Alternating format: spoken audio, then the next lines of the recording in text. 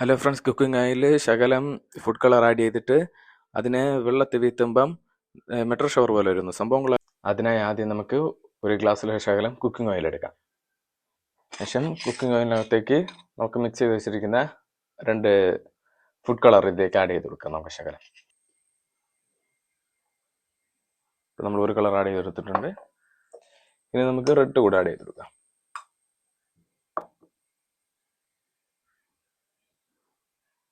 ഇനി ഇതിനെ നല്ല രീതിക്ക് മിക്സ് ചെയ്ത് കൊടുക്കാം. നല്ല രീതിക്ക് മിക്സ് ചെയ്തെടുത്തിട്ടുണ്ട്. ഒരു ഗ്ലാസ്സിൽ നമുക്ക് ശകലം വെള്ളം എടുക്കാം.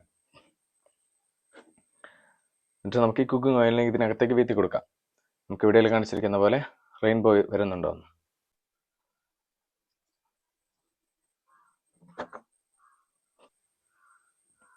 അപ്പോൾ നമ്മൾ ചെയ്ത് നോക്കിയപ്പം അടിപൊളിയായിട്ട് വന്നിട്ടുണ്ട്. അപ്പോൾ ഫ്രണ്ട്സ്, വീഡിയോയിൽ കാണിച്ചിരിക്കുന്നത് റിയലാണ് ഫ്രണ്ട്സ്.